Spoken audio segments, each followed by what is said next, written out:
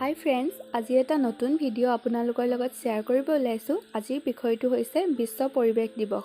আহকচোন ভিডিঅ'টো আৰম্ভ কৰোঁ।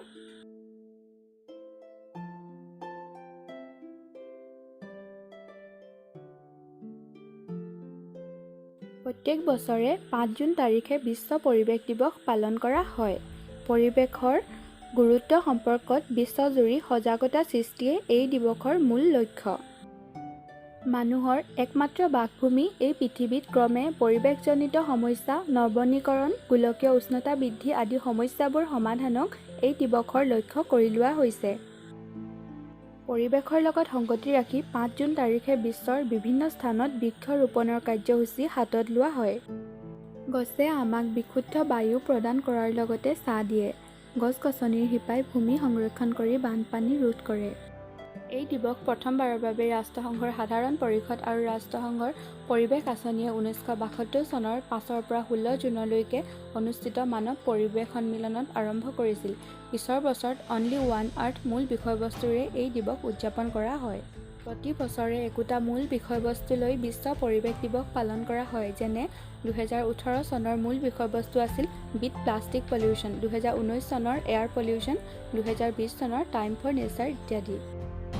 2021 চন অৰ্থাৎ এই বছৰৰ মূল বিষয়বস্তু হৈছে ইক'চিষ্টেম ৰিষ্ট'ৰেশ্যন। পৰিৱেশ প্ৰদূষণৰ পৰা পৰিত্ৰাণ পাবলৈ হ'লে অৰণ্য সংৰক্ষণ কৰাটো অতি আৱশ্যকীয়। আদিৰে পৰা মানুহে গছ-গছনি তথা প্ৰকৃতিৰ ওপৰত নিৰ্ভৰশীল। বৰ্তমান সময়ত গছ-গছনি কাটি ধ্বংস কৰাৰ পৰিপ্ৰেক্ষিতত গছ-গছনিয়ে এৰি দিয়া অক্সিজেনৰ পৰিমাণ হ্ৰাস পাইছে। জীৱ-জন্তুৰ নিশ্বাসত কাৰ্বন ডাই অক্সাইড দ্ৰুতগতিত বৃদ্ধি পাব ধৰিছে। বায়ুমণ্ডল দূষিত হৈ বিষাক্ত গেছেৰে ভৰি পৰিছে। ফলত মানুহৰ শ্বাস-প্ৰশ্বাসত ব্যাঘাত জন্মোৱাৰ লগতে শৰীৰ ৰোগীয়া কৰি তুলিছে। নিতৌ নতুন নতুন ৰোগৰ প্ৰাদুৰ্ভাৱ ঘটিছে। যিহেতু মানুহৰ অস্তিত্ব প্ৰকৃতিৰ ওপৰত নিৰ্ভৰ কৰে, প্ৰকৃতিক ৰক্ষা কৰিবৰ বাবে মাত্ৰ এজন অকলশৰীয়া ব্যক্তিয়ে যথেষ্ট নহয়। সেইবাবে আমি সকলোৱে একেলগে আগবাঢ়ি আহিব লাগে। সময় থাকোঁতেই এক সুস্থ আৰু সুৰক্ষিত পৰিৱেশৰ বাবে কাম কৰিব লাগে।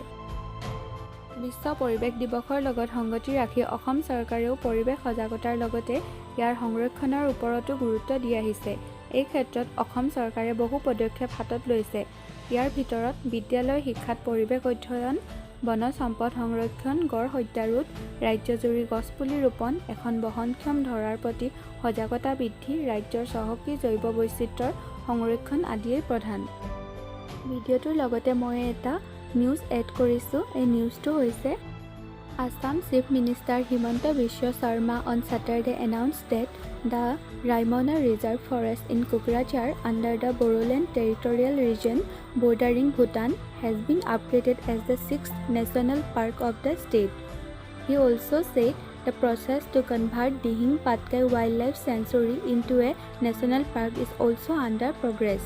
অৰ্থাৎ অসমত এতিয়া 6খন ৰাষ্ট্ৰীয় উদ্যান আছে আৰু তাৰে এখন হৈছে ৰাইমনা নেশ্যনেল পাৰ্ক।